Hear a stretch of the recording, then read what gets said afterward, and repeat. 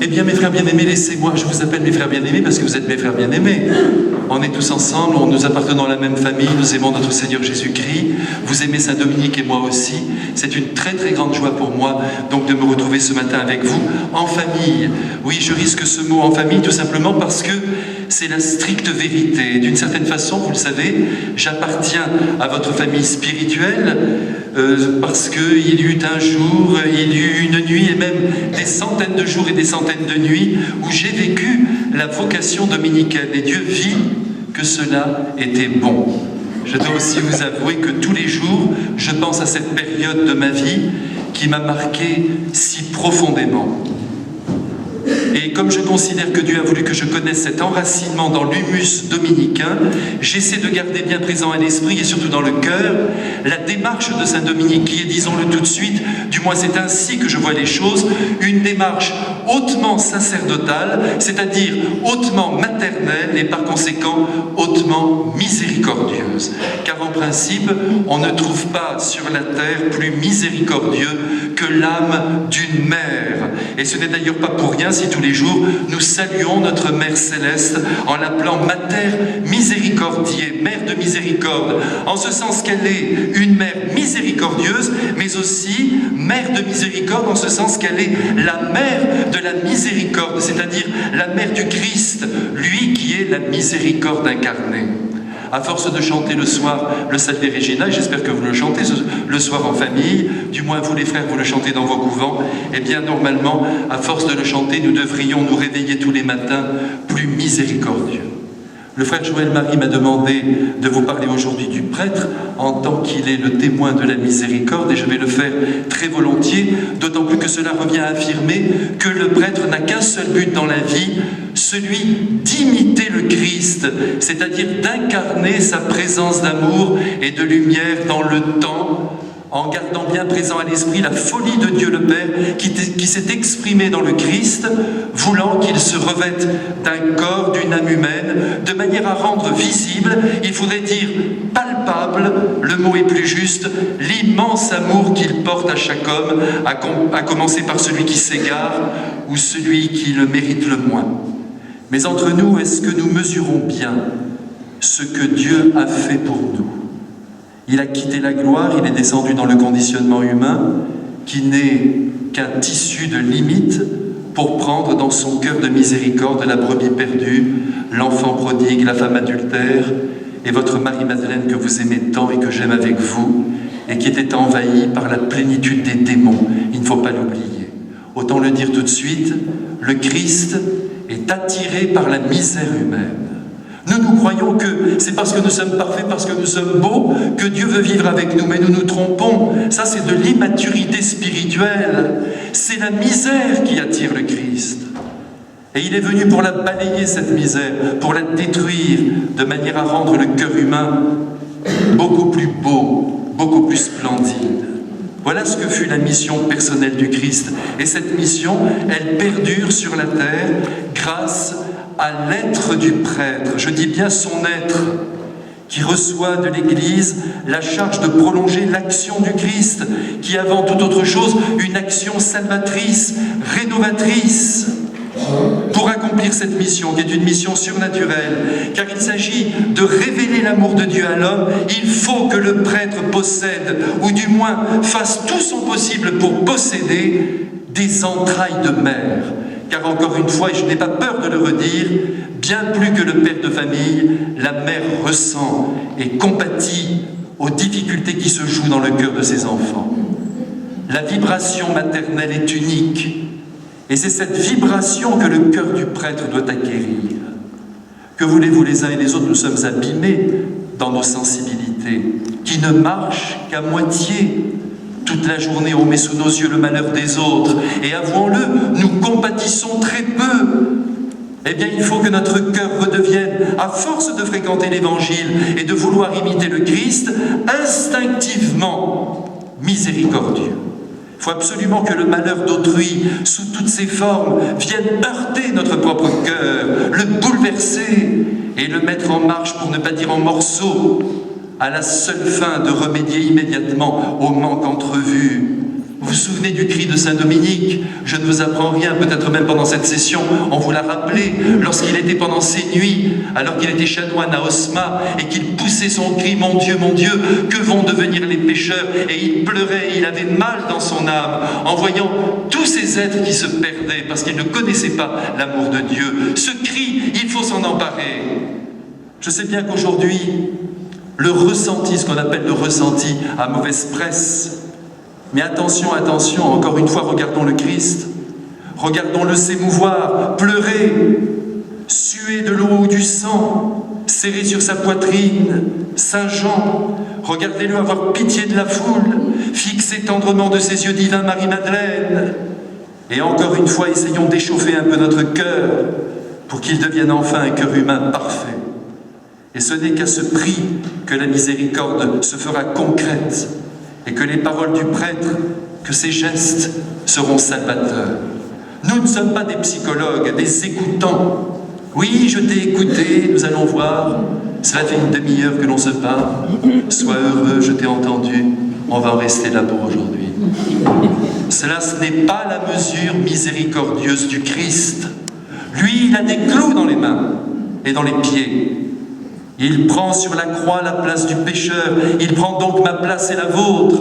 Il souffre pour nous, il a mal dans son corps, dans son âme. Il intercède et il supplie le Père de pardonner à l'humanité haineuse qui en vérité méritait la condamnation.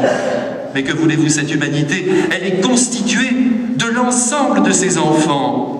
Je me souviens, un jour, j'étais au tribunal de Bordeaux, j'assistais à un jeune garçon qui venait d'être accusé, et j'étais évidemment dans le box de ceux qui pouvaient regarder la scène.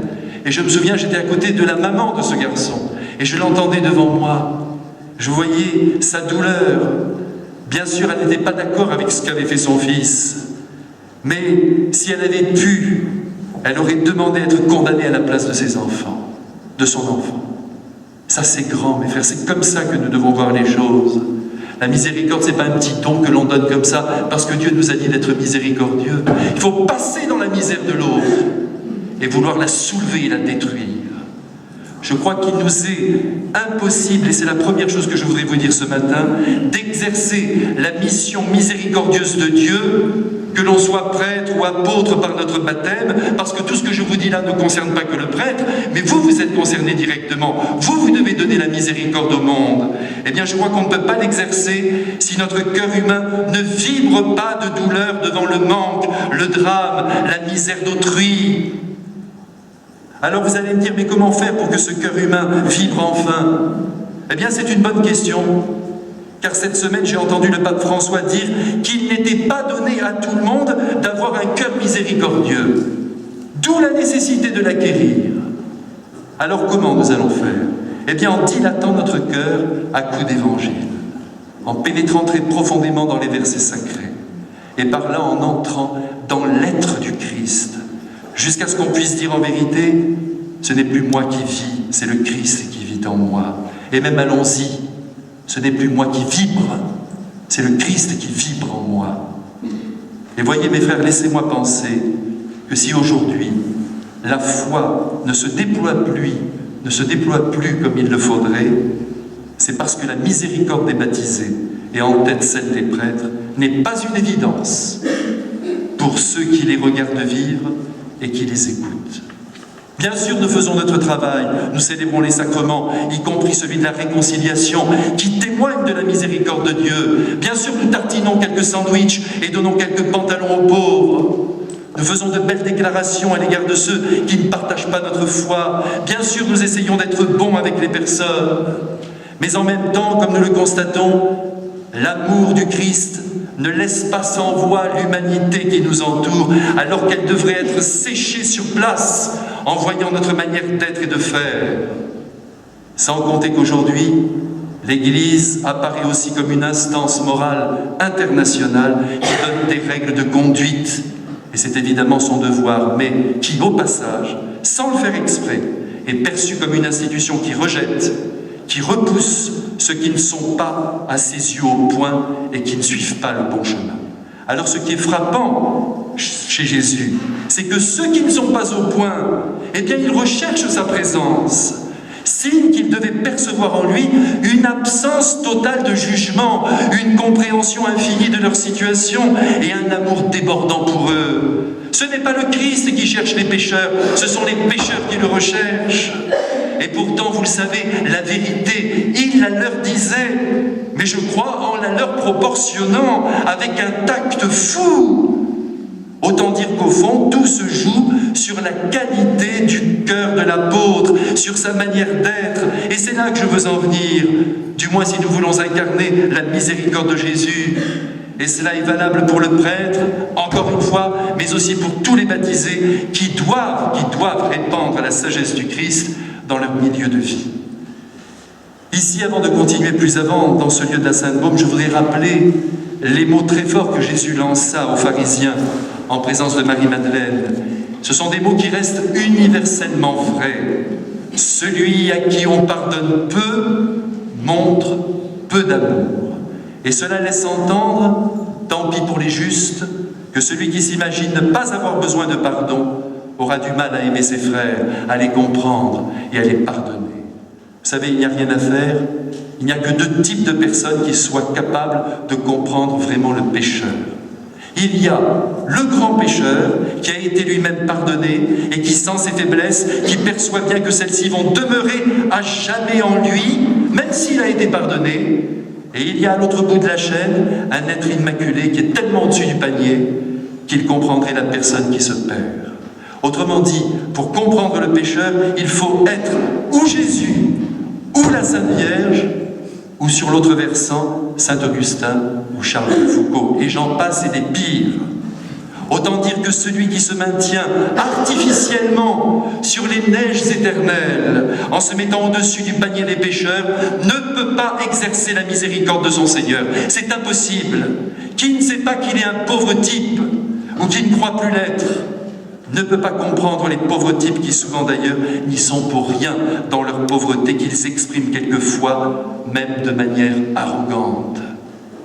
Arrivé à ce point, puisqu'il faut que ma parole soit concrète et porte un certain fruit, du moins je l'espère, sinon ce n'était pas la peine que je vienne ce matin, nous allons commencer, vous et moi, par bien redire à nos esprits que nous sommes tous de pauvres enfants prodigues, miraculés, qui ont été sauvés in extremis des ravins les plus périlleux, et peut-être que parmi nous, certains y sont tombés. Mais croyez-le, et croyez surtout, que nous sommes encore capables du pire, et que si nous ne le commettons pas, c'est par l'effet d'une grâce. C'est là d'ailleurs qu'il faut en convenir que ce qui tombe autour de nous nous ressemble, et qu'il s'agit donc de les comprendre dans leurs égarements. D'ailleurs, quand ce sont vos enfants qui tombent, vous les comprenez, vous savez pourquoi? Parce que vous les aimez. Et tous les êtres que nous ne comprenons pas, nous ne les saisissons pas en profondeur parce qu'on ne les connaît pas et qu'on ne les aime pas. Voilà la vérité. Aucun parcours humain n'est linéaire. Tout le monde a besoin d'être sauvé. Et notre mission baptismale et sacerdotale consiste à étendre sur le monde, comme le disait Mauriac, le grand filet de la rédemption. Ceci bien en place dans nos esprits, il faut revenir à notre personne individuelle et à sa manière d'être. C'est ça qui compte quand nous sommes en contact avec ceux qui ont besoin de la miséricorde de Jésus. Je dis manière d'être, car je vous rappelle que la miséricorde du Christ s'est exprimée dans ses paroles, mais aussi dans son regard, dans ses gestes, dans son attitude. Autrement dit, à travers son corps, sans cesse en contact avec la misère d'autrui. Prenez par exemple les moines. Eh bien, ils exercent la miséricorde de Dieu en la donnant aux âmes, nous sommes d'accord, mais à travers le sacrifice de leur vie et la densité de leurs prières. Ils ne sont pas dans le mouvement de la vie ordinaire. Ils se tiennent donc dans une certaine immobilité, vous êtes d'accord avec moi? Ils peuvent donc rester les yeux fermés et se consumer comme des bougies devant leur Christ.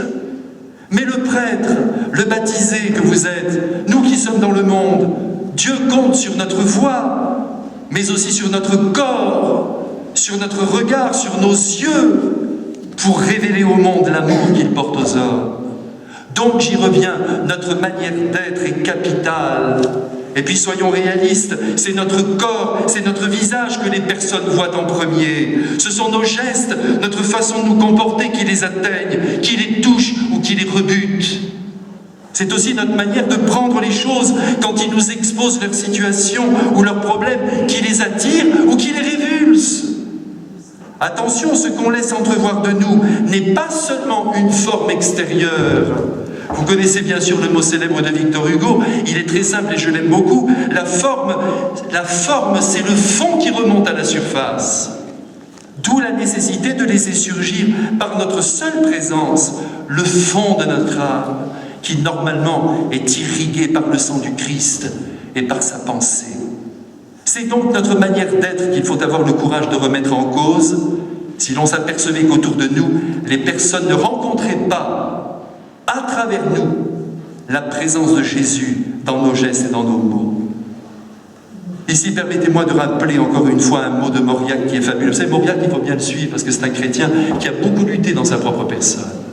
Il a senti bien des divisions internes et il a voulu rester fidèle au Christ. Alors quand, même dans ses romans, vous sentez poindre ce grand problème intérieur, cette division du corps et de l'âme. Rappelons-nous toujours, disait-il, que nous ne sommes pas jugés sur nos actes, mais sur notre caractère. Et c'est vrai que notre caractère, c'est ce qui jaillit en premier lieu dans notre relation avec les autres. Il ne suffit pas de dire la vérité, encore faut-il qu'elle passe et qu'elle soit admise. Et là, notre manière d'être et de faire joue à plein. Les arguments qui prouvent, pardonnez-moi ce verbe, l'existence de Dieu, les constructions philosophiques qui répondent à de nombreuses objections, nous les possédons tous. Nous connaissons entre guillemets les bonnes réponses. Elles sont même assez faciles à donner, mais pour autant, nous nous rendons compte que lorsque nous les donnons, malgré leur qualité, ça ne passe pas forcément.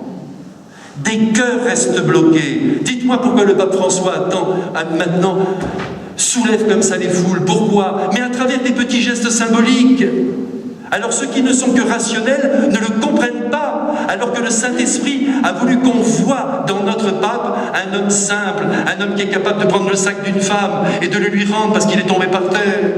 Des choses toutes simples, quand vous l'avez vu monter là sur la passerelle qui est de l'avion avec son cartable. On est étonné, pourtant c'est simple comme la vie, et c'est ce qui touche profondément. Vous voyez, ça traverse le corps, ne l'oublions pas. Et si aujourd'hui des cœurs restent bloqués, c'est parce qu'on ne parle qu'à leur intelligence, et encore peut-être même qu'à leur raison. Ne disons pas trop vite non plus que le monde est bouché, qu'il ne comprend rien, que les gens sont sur une autre planète. Ça, c'est notre discours habituel. Tout cela n'est pas faux, mais ce n'est pas miséricordieux. Il y a peut-être quelque chose, j'y reviens, dans notre manière d'être et d'énoncer la vérité, dans notre façon de parler ou de recevoir les êtres, qui bloque l'action miséricordieuse de Dieu dans leurs âmes. C'est donc du côté de nous-mêmes que le Saint-Esprit nous demande ce matin de chercher si par hasard il n'y aurait pas en nous des obstacles qui empêcheraient la miséricorde de Dieu d'atteindre le cœur humain. Il est donc très important que nous fassions un sérieux examen de conscience, que nous cherchions nos défauts dominants, surtout ceux qui sont liés à la communication, à la transmission, au rapport d'homme à homme. Ce soubassement m'apparaît essentiel. Déjà, notre présentation physique n'est pas sans effet sur la réception de la miséricorde de Dieu.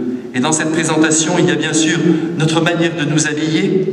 Vous, les frères, c'est réglé. Pour nous, les prêtres, bon, plus ou moins. Demeure cependant pour tous notre manière de nous coiffer. Et sous le vêtement aussi, c'est important, la question de notre propreté personnelle. Je suis désolé, mais dans le trousseau de clés du parfait évangélisateur miséricordieux, ces éléments ne sont pas secondaires.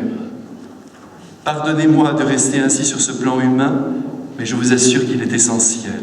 Il faut être aveugle pour ne pas comprendre que ce qui se voit est premier et que ce que l'on entend est dépendant de ce que l'on voit. En effet, avant d'entendre des mots, on voit une bouche, un sourire, une main, un corps. Loin de moi, bien sûr, que cela soit bien clair, la pensée que ce seraient nos manières d'être, nos stratagèmes, nos pédagogies qui emporteraient la partie.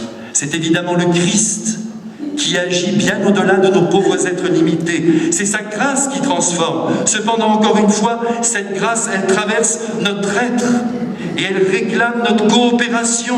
Et cette coopération, elle transpire de notre caractère, de notre tempérament, de notre façon de regarder les êtres et de nous comporter.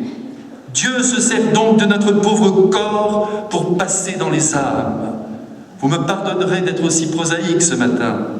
Le prêtre doit donc être impeccable en son corps, en ses vêtements, sans pour autant être recherché, mais il vaudrait mieux, à mon avis, pécher de ce côté-ci que du côté de la négligence et du laisser-aller.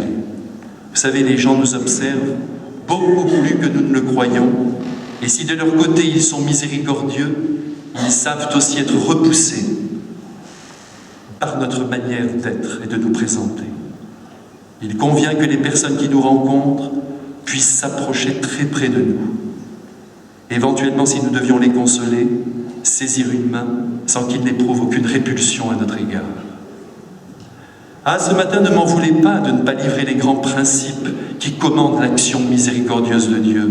Je m'en tiens volontairement à des choses très concrètes, comme je ne craindrai pas de dire à une mère de famille d'aller chez le coiffeur pour continuer de séduire son mari ou de cesser de traîner en peignoir dans sa maison. Et dans cette propreté absolue, une mention spéciale aux mains, très important. Regardez combien les mains du Christ agissent dans l'Évangile. Les mains ont une grande importance. Elles sont beaucoup plus regardées que nous ne le pensons. Nos mains sont les mains du Christ. Et elles vont peut-être devoir exercer sa miséricordieuse action. Par conséquent, elles doivent être immaculées. Et c'est d'ailleurs la première chose que nous donnons aux êtres, notre poignée de main. C'est déjà par ce premier contact que l'acceptation ou le rejet du prêtre peut se jouer. Après la dimension corporelle de notre être, il y a bien sûr notre façon d'accueillir les personnes, qui est évidemment capitale. Parlons d'abord de notre rapport avec les habitués, c'est-à-dire avec ceux qui fréquentent la paroisse, ceux qui nous aident, ceux qui gravitent autour de nos milieux de vie, de nos couvents, de la secrétaire à celle qui prépare les fleurs, les mamans catéchistes, les personnes qui accueillent, jusqu'à l'équipe du catéchuménat, l'équipe liturgique, que sais-je. Ces personnes ultra présentes dans le giron de l'Église ont aussi besoin d'avancer dans leur vie chrétienne. Par conséquent, elles ont le droit de rencontrer l'Évangile à travers notre façon d'être et de faire. Ces personnes ne doivent pas être négligées, parce qu'on s'imaginerait au fond qu'elles sont là. Alors elles ont la foi, elles sont dans les rouages, elles roulent toutes seules. Donc, elles devraient même pouvoir supporter nos imperfections. Eh bien non. Même si nous sommes agacés par telle ou telle attitude de leur part, il convient de faire notre possible pour être avec elles très aimants, très miséricordieux et très à l'écoute de leur vie. Leurs âmes nous sont confiées sur le plan profond. Elles ne sont pas seulement pour l'efficacité et la bonne marche de la paroisse ou du couvent. À leur égard, nous avons aussi des obligations, notamment celle de les faire progresser dans leur amitié avec notre Seigneur Jésus-Christ et dans leur estime de l'Église, qu'elles peuvent facilement perdre si nous nous comportons comme des cornichons, c'est-à-dire entre deux eaux sur le plan évangélique. Et oui, ça baigne les cornichons. Parfois, il faut bien le reconnaître, nous nous préoccupons moins de ceux qui nous sont proches.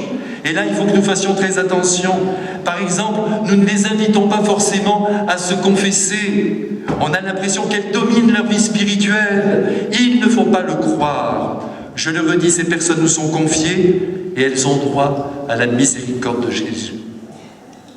Dans nos rapports avec les personnes qui viennent frapper à la porte de l'église ou du couvent ou de l'un de nos services pour demander tel ou tel sacrement ou une bénédiction ou un conseil, que sais-je, là encore, il faut être le plus parfait possible, toujours sur le plan de l'amour, je ne crains pas de le dire.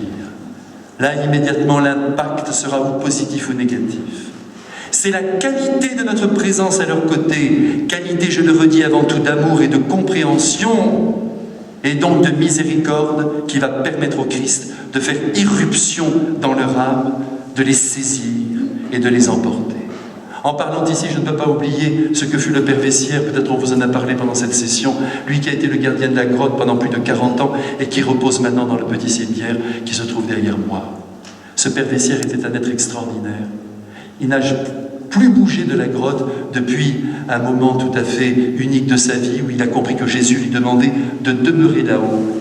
Il n'est descendu ici ou au Plan d'Aubes, ou alors il a voyagé quelque peu uniquement pour son apostolat. Sinon, il ne bougeait pas. C'est tout le monde qui montait. Même Jacques Maritain, tous ces êtres-là, ces grands intellectuels, venaient le voir. Et je me souviens de ce mot de Jacques Maritain, justement, il disait, lorsqu'on redescendait par le petit chemin, on se souvenait de cette grande bonté blanche. Et le père Vessière mesurait 1,67 m. Mais il dégageait cette bonté, si vous voulez. C'était quelque chose d'extraordinaire. Il savait accueillir, il recevait chacun, comme le Christ aurait reçu. C'est ce que nous ne savons pas faire, parce que nous croyons davantage en ce que nous portons en nous, en nos plans, comment ces êtres devraient être. Il faut les recevoir comme ils sont. Et je vais vous dire, il y a quelques années de cela, je me suis forgé une petite devise, si vous voulez. Je me la répète souvent, et elle m'aide dans les moments surtout où je perds les pédales. Il ne faut pas que Dieu déçoive à cause de moi. Voilà ce que je me dis tous les jours, quand j'ouvre la porte de ma sacristie pour recevoir les personnes qui se présentent. Il ne faut pas que Dieu déçoive à cause de moi. Ceux qui viennent à la paroisse ou dans les lieux où nous sommes doivent trouver un accueil immédiatement chaleureux, quelles que soient les contrariétés qui habitent le prêtre, le religieux ou le fidèle. L'accueil doit être avenant. Vous allez me dire que ça va de soi, mais puisque nous faisons cette petite session ensemble, il faut qu'on se rappelle l'essentiel. Avec les personnes âgées, par exemple, il faut que nous soyons très bons, comme avec les jeunes. Vous savez que Saint Dominique disait qu'il avait eu plus de joie à parler avec les jeunes filles qu'avec les vieilles. Non, mais c'est évident, on lui laisse sa joie et on la partage, plus ou moins, parce que quand vous regardez profondément une personne âgée, vous voyez toute cette densité d'une vie qui vient de s'écouler, parfois d'une très grande fidélité, dans de très très grandes épreuves. Il faut estimer les personnes âgées, et il faut les recevoir, parce que leur âme est éternellement jeune. Rappelons-nous que tous ont besoin de rencontrer un prêtre, un frère, un laïc dominicain, un être chaleureux. Donc l'accueil du départ doit être extrêmement réussi. Et l'accueil, c'est le cœur qui se laisse déranger et qui est heureux de l'être. Et cela vaut aussi, je crois, pour le prêtre dominicain qui est appelé au parloir alors qu'il est en train de préparer dans sa cellule une homélie ou un livre qui promet de se vendre en des millions d'exemplaires, comme les miens. Le principe est simple. À travers nous, mes frères bien-aimés, si vous ne retenez que ça, c'est parfait, je serai content d'être venu vous voir. À travers nous, c'est le Père Céleste qui accueille son enfant, comme d'ailleurs c'est le Père Céleste qui les envoie. À ce sujet, quelquefois, nous avons tous expérimenté ce petit fait très simple, c'est qu'il y a des personnes qui se pointent pour demander quelque chose de tout à fait secondaire, l'adresse du secours catholique ou je ne sais quoi. Et puis, en parlant, en donnant l'adresse, en rendant le service demandé avec un beau sourire, en les introduisant dans le bureau, comme si on n'avait que ça à faire, en leur disant « Ne partez pas, attendez, je vais regarder dans l'annuaire, je vais voir ce que l'on peut faire pour vous. » Le dialogue s'installe et l'on découvre que les enfants ne sont pas baptisés. Et voilà, la date est prise, le baptême est décidé et la miséricorde de Dieu descend en abondance. Dieu se sert des choses secondaires pour régler les primordiales. Il s'agit donc de se battre avec notre pauvre égoïsme qui nous replie sur nous-mêmes pour offrir à celui ou à celle qui vient frapper à la porte un accueil divin, en donnant toujours l'impression, s'il vous plaît, que l'on a tout son temps et que rien ne presse, même si nous sommes pressés. Oui, ce travail sur soi, mes frères bien-aimés, nous fait ressembler au Christ, à la Vierge Marie, car j'en suis sûr, Marie était très à l'écoute des apôtres. J'en suis absolument certain, je le ressens dans mon âme. Bien sûr, on ne peut pas le prouver, mais on sent très bien, et c'est peut-être là aussi le tempérament oriental, que le Christ et Marie avaient tout leur temps. C'est dire que la manière chaleureuse d'accueillir du prêtre, du frère ou de la sœur trace dans les âmes le sillon à la miséricorde de Dieu. Avec les personnes que nous croisons dans la rue, ça aussi, ils ont droit à la miséricorde de Dieu. Nous allons faire nos courses, nous allons prendre un petit café ou acheter un journal. Alors là, pas de doute, c'est notre allure, notre sourire, notre démarche, notre visage ouvert ou renfrogné qui va exprimer ou non la miséricorde de Dieu. et qui va lui faire gagner ou perdre la partie. Et puis quand nous parlons avec toutes ces personnes, mais bon sang, réjouissons-nous et soyons heureux si nous constatons qu'ils n'ont jamais entendu parler du Christ. Ça m'arrive tous les jours. C'est important d'avoir cet état d'esprit. Et là, je touche un point important, sinon nous risquons de ne plus comprendre les êtres et les mauvaises réponses qu'ils nous donnent. Ces réponses, vous savez, qui nous déçoivent et qui nous poussent à les rejeter, à leur dire que leur démarche n'est pas bonne, qu'elle n'est pas assez fondée, et on les prend à rebrousse-poil, alors qu'il était tout à fait normal qu'ils ne donnent pas la bonne réponse, parce qu'ils n'ont rien reçu. Soyons miséricordieux, même ceux qui viennent demander un sacrement, ne nous étonnons pas s'ils ne sont pas bien cadrés. En demandant le baptême pour leur enfant, ils veulent faire plaisir à leur grand-père, à leur grand-mère, à la concierge, mais c'est déjà pas mal. Il faut que l'on soit prêt à entendre tout cela et en ne nous situant pas comme des super chrétiens. Ah, mais vous savez, votre démarche n'est pas assez fondée, mais pas du tout. Il faut profiter de cette venue pour essayer d'approfondir cette démarche, justement, et de les aider à bien comprendre ce qu'ils vont recevoir, sans exprimer peut-être par un silence que quelque chose ne va pas. Nous ne sommes pas des super chrétiens, nous sommes des êtres graciés. On pousse des cris. Vous vous rendez compte, c'est incroyable. Ils ne savent même pas le Notre Père. Vous savez, pendant les obsèques, ils n'ont rien dit. Et on s'étonne. On n'a pas à s'étonner. Mais comment donc? Et puis on continue quelquefois. C'est inadmissible. Eh bien, tout ça, c'est l'expression d'un manque de miséricorde. Et on n'a rien compris à notre tâche d'apôtre. Jésus nous dit, eh bien, mon fils, c'est le public que je te donne. Il faut donc arrêter d'être surpris et se dire une bonne fois pour toutes que nous ne vivons plus dans un contexte chrétien. Et être heureux, oui, heureux d'être confrontés à des gens qui ne connaissent pas le Christ et à qui nous allons pouvoir dire une parole, donner un exemple capable de les soulever du non-sens de leur vie.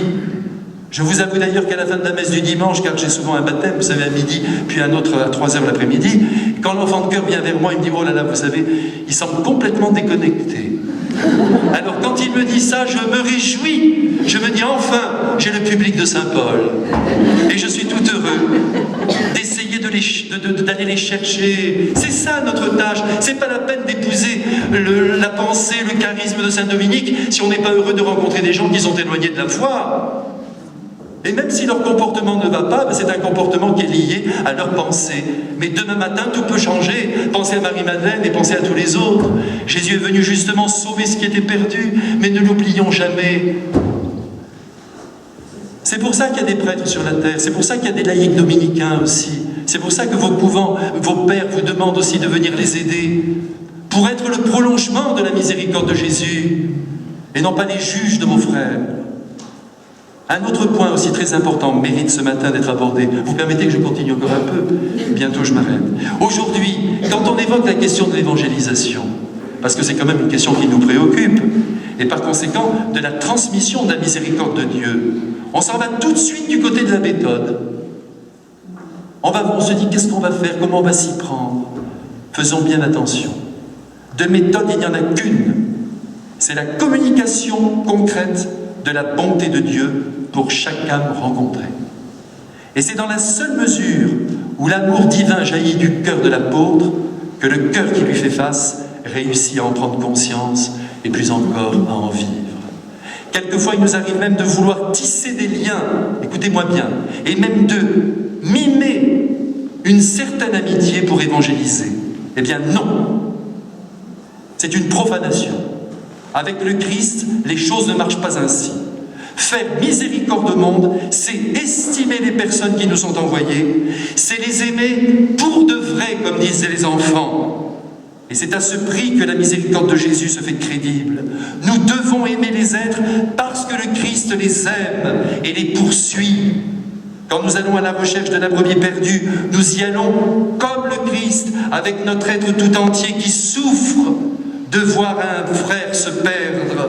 L'amour n'est pas une pédagogie, une méthode. Le Christ veut, à travers nous, aimer cette personne-là et lui montrer son amour. Il passe par notre propre personne et notre propre capacité d'amour. Et vous voyez, quelquefois, on dit même qu'on aime l'autre parce que Dieu est en lui. Attention, mes frères, ce n'est pas vrai. Parce que ce ne serait pas vraiment l'aimer.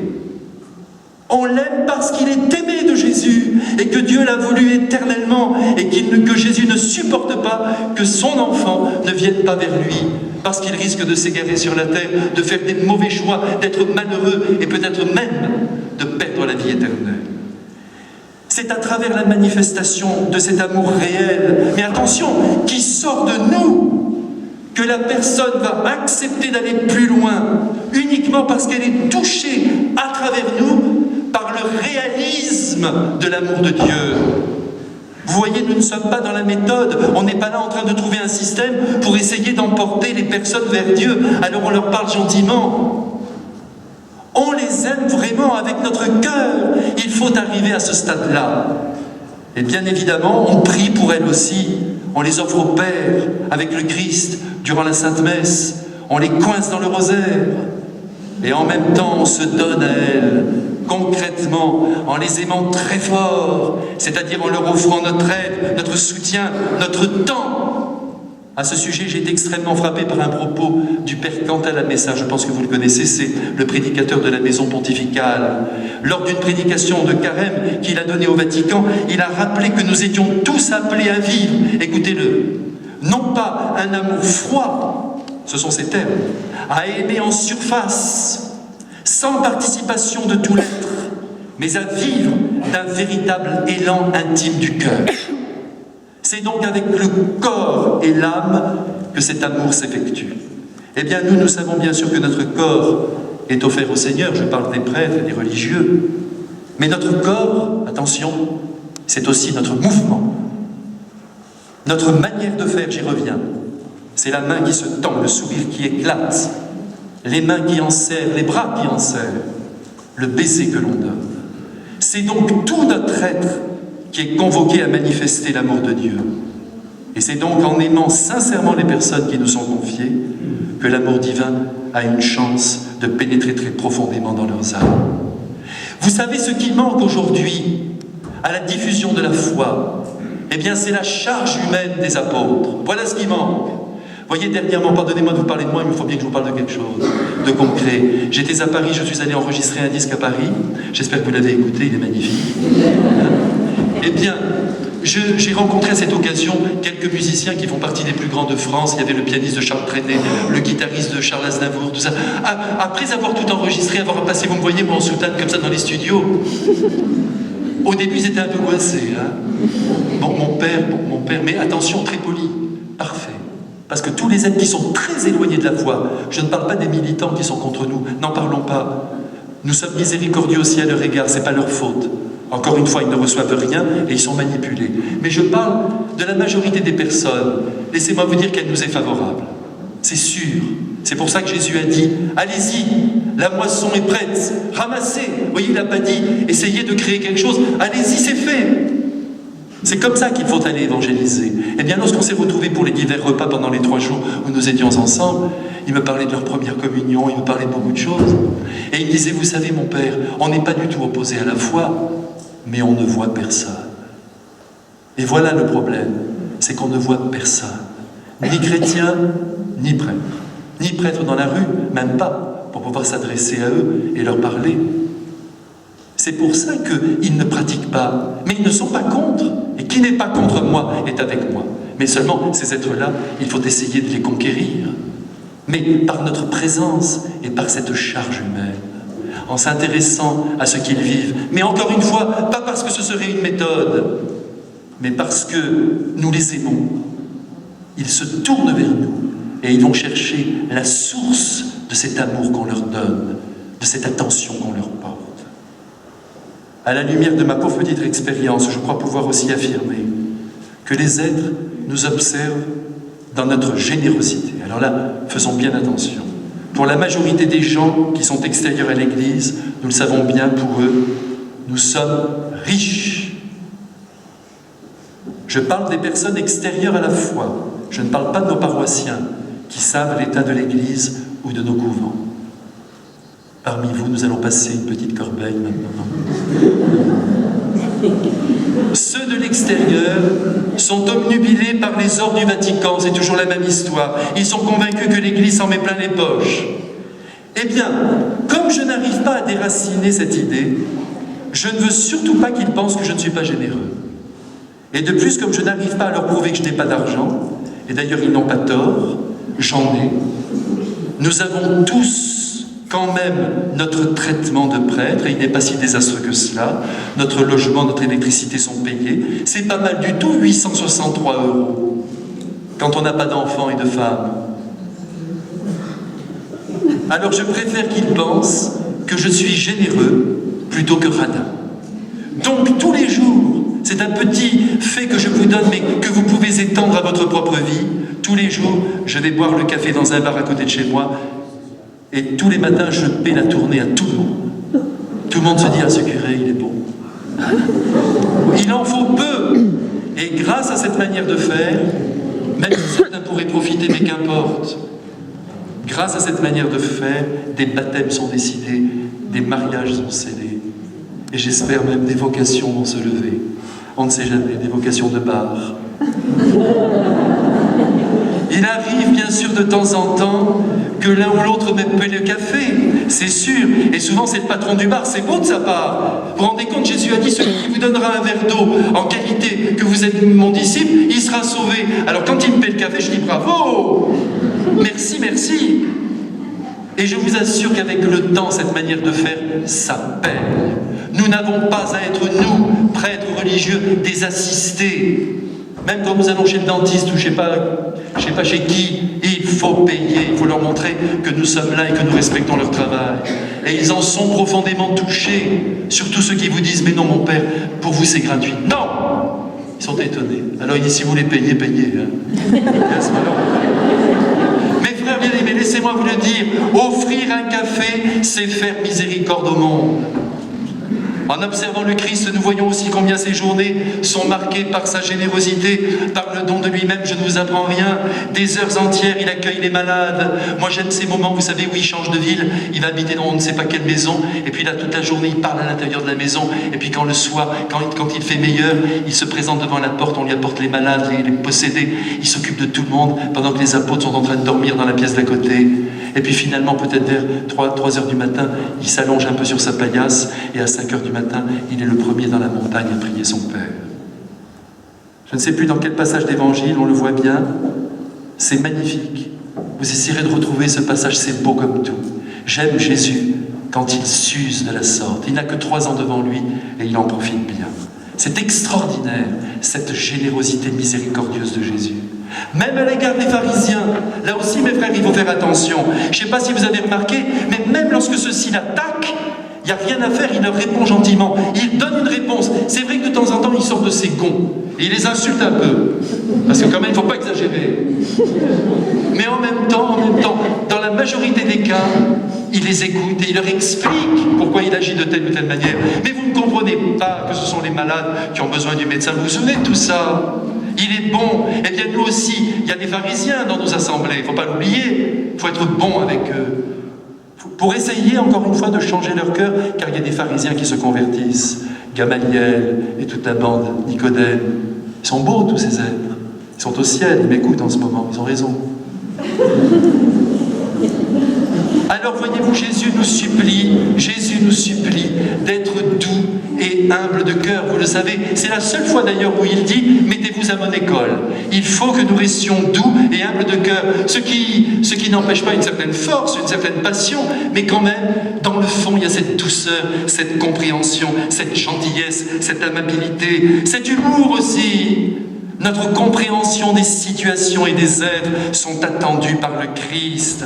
Évitons de réagir au quart de tour parce que quelque chose n'est pas dans la norme ou parce que ce n'est pas tout à fait vrai, pas tout à fait juste ce qu'on nous a dit. Soyons patients et infiniment miséricordieux. Il y a un prêtre que j'aime beaucoup, je vous conseille de le lire si vous trouvez un livre sur lui, c'est Don Cafasso.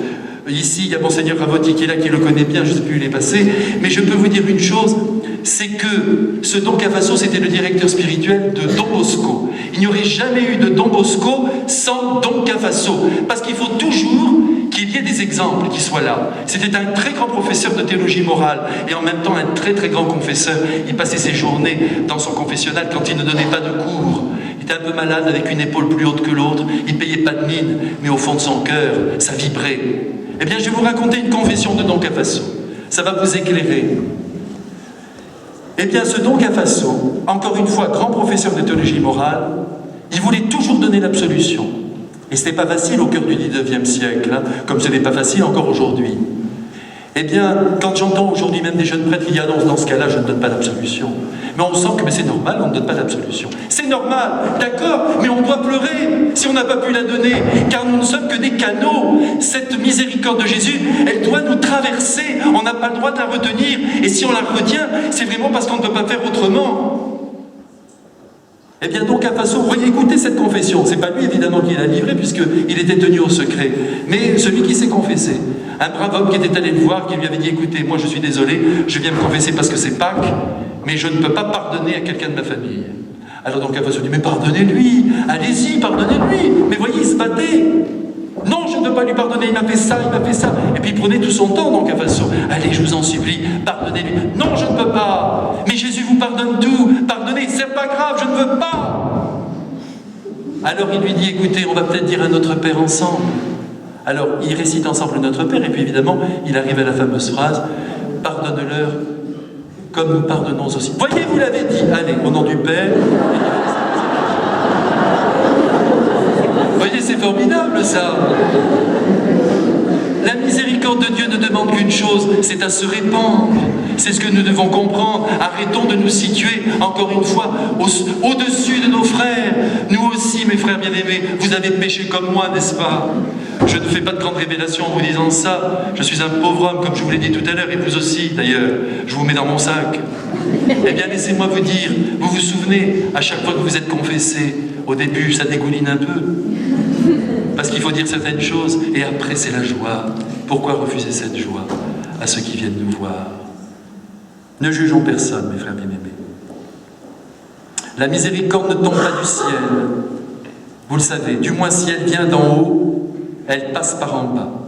Aujourd'hui, en notre temps rationaliste, nous nous imaginons que par les purs concepts, nous allons attirer les personnes.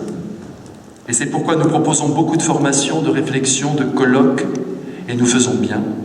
Mais en vérité, il ne faut pas l'oublier, rien ne vaut l'incarnation de l'Évangile dans un être humain qui nous attire.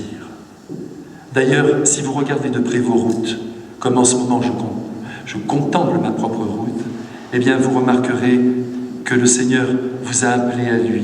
Vous êtes obligé de le constater à travers des personnes, des parents, des chrétiens merveilleux, un prêtre qui vivait à fond, malgré leurs limites, la sagesse évangélique, qui était attaché viscéralement à notre Seigneur Jésus-Christ et qui par conséquent exerçait sur nos âmes une influence qui nous a aidés tout simplement à croire dans le Christ et en permettant l'éclosion de notre vie chrétienne et de nos vocations propres. Allez, je repense ici à Don Bosco parce que je vais vous raconter quelque chose de tout à fait particulier. Vous savez que Don Bosco exerçait une véritable fascination sur les êtres. C'est ainsi. Il portait en lui une lumière divine, inouïe. Il était habité par notre Seigneur, c'est sûr, préparé depuis l'enfance. Et qu'il approchait, sentait cet aimant, dans tous les sens du terme, qui tirait vers lui. Oui, vers lui, je le dis bien. Lorsqu'il est mort, après évidemment les années ont passé, son œuvre s'est développée, et puis il a eu son procès en canonisation. Vous savez qu'à un moment donné, dans sa vie, il a été abandonné de tout le monde, notamment de tous les prêtres séculiers qui l'avaient aidé. Mais ça a été terrible pour lui. Tout le monde l'a abandonné parce qu'ils ont vu que l'évêque n'était pas d'accord avec lui. Don Bosco a toujours été très obéissant, mais il a été fâché avec son évêque, malgré lui, pendant 25 ans, avec Monseigneur Castaldi. D'ailleurs, celui-ci ne lui reprochait pas de s'occuper de la jeunesse, mais d'avoir des vocations auprès de lui. L'évêque avait l'impression que Don Bosco lui volait ses vocations. Mais à son procès en béatification, les garçons, je pense notamment à l'un d'entre eux, qui était devenu provincial des Salésiens, il a dit ceci, et ce fut très beau. Vous savez, lorsque tout le monde l'a abandonné, nous sommes restés, non pour la vocation, mais pour Don Bosco. Et aujourd'hui, laissez-moi vous le dire bien simplement, mais vous le voyez, nous avons peur d'une réponse comme celle-ci, parce que nous avons l'impression que les choses ne sont pas bien cadrées dans le Christ, et nous nous dépêchons très vite de redresser en direction du but. C'est pour le Christ, c'est pour le Christ. Et c'est là que nous nous trompons. La vérité, la voici, c'est que chaque personne, chaque prêtre a une richesse à communiquer dans une certaine couleur qui est appelée à attirer les personnes. Ne nous précipitons donc pas pour redresser les choses, n'ayons pas peur de l'influence de la personne, dans la mesure bien sûr où celle-ci est droite. Et je dirais même de l'affection qui pourrait unir des personnes à leur prêtre ou à leur catéchiste ou à un baptisé. Il y a d'ailleurs une pensée du grand théologien Karl Rahner qui est magnifique et que nous devrions méditer. Écoutez bien ce qu'il disait. Qui n'a pas de grande figure tutélaire, de modèle à imiter, ne parviendra pas à se structurer dans son être personnel. Un jour à Paris, je me souviens, avec le père Marie-Dominique Philippe, que vous connaissez bien, le fondateur des Petits Gris, qui était un prêtre extraordinaire. J'ai eu le grand bonheur de bien le connaître, d'être lié à lui par une grande amitié, un être unique. Eh bien, je m'étais rendu compte, lorsque j'allais le voir, qu'il y avait un certain nombre de personnes un peu déséquilibrées aussi qui étaient là. Vous savez, il y en a partout dans toutes les sacristies de la terre. Hein. Des personnes qui ne sont pas bien d'aplomb, que nous devons aimer. Que nous devons aimer, attention. À côté, ici, dans le cimetière, vous avez aussi le Père Perrin qui est là, ici. Père Perrin qui était un prêtre aveugle, magnifique, qui est mort très âgé. Il me disait, je me souviens très bien de son propos, les personnes atteintes qui souffrent psychologiquement, elles ont le droit d'être écoutées au moins une fois par jour. Et quand quelqu'un ou quelqu'une lui téléphonait et qu'elle était déséquilibrée, je le revois, il l'écoutait, oui, oui, bien sûr, une fois. Mais c'est beaucoup. Parce qu'une fois par jour, s'il y en a 40, mais en tout cas, c'est ce que nous devons garder. Eh bien, le Père Philippe, je lui ai demandé un jour, comment vous faites avec toutes ces personnes? Et il m'a répondu, cette phrase que je n'ai jamais oubliée, une personne n'est pas un livre, si elle a découvert à travers toi quelque chose de Jésus, tu devras la garder toute ta vie avec toi. Ça, mes frères, c'est du Christ pur jus. Il faut vraiment que nous arrivions à le comprendre. On n'est pas là pour mettre les gens sur la route, comme on dit aujourd'hui. Voilà, ça y est, vous avez trouvé votre chemin. Allez, allez, au revoir. Il faut les garder, il faut continuer de les aimer, de ne pas les abandonner. Il est tout à fait normal que des êtres se lient à d'autres êtres qui les ont aidés, qui les ont fait progresser. Et c'est à ce prix que la miséricorde de Dieu fait son chemin dans une âme. Et si ça n'avance pas beaucoup, c'est peut-être parce que, entre nous, je le dis bien simplement, les liens ne sont pas assez forts, assez existentiels. Nous sommes trop du côté de l'idée, alors qu'il faudrait que nous soyons du côté de la vie. Encore une fois, c'est l'amour qui nous fait avancer. Et l'amour miséricordieux, ce n'est pas une idée en l'air, fût-elle religieuse ou spirituelle. C'est l'implication de notre personne pour faire avancer les autres. De toute notre personne qui aime, qui se donne, qui se livre, jusqu'à vouloir mourir pour la personne qui est en péril. Parce que c'est ce que nous demande Jésus. Et on a de la marge. Et il n'y a pas de plus grand amour que de donner sa vie. Pourquoi toujours craindre l'amour que nous portons aux êtres? C'est la lumus et le sommet de l'action miséricordieuse. Ce que je viens de vous dire, frères et sœurs bien-aimés, aidez-moi à le vivre, parce qu'en m'entendant vous le dire, je me rends compte à quel point je suis loin de cette qualité d'amour que le Christ attend de moi et dont les âmes sont assoiffées. Plus j'aime en me donnant, plus j'aime en me donnant. Plus la grâce du Christ rejoint le cœur rencontré et l'atteint en profondeur. Pour parvenir à être miséricordieux de façon la plus constante possible, je voudrais maintenant vous donner une petite ficelle. Vous en ferez ce que vous voulez, mais elle pourrait bien vous aider. Au moment où nous parlons avec les êtres, il est bon d'intercaler le visage de Marie entre celui qui nous parle et nous-mêmes. Une seconde, Marie passe, comme si elle était témoin de la rencontre, comme si elle était vraiment à nos côtés, car en vérité, elle l'est vraiment. Et c'est ainsi que la miséricorde de Jésus peut atteindre son sommet, c'est-à-dire prendre cette fameuse couleur maternelle dont je vous parlais en commençant. Et cette manière maternelle de porter les êtres, de les aider.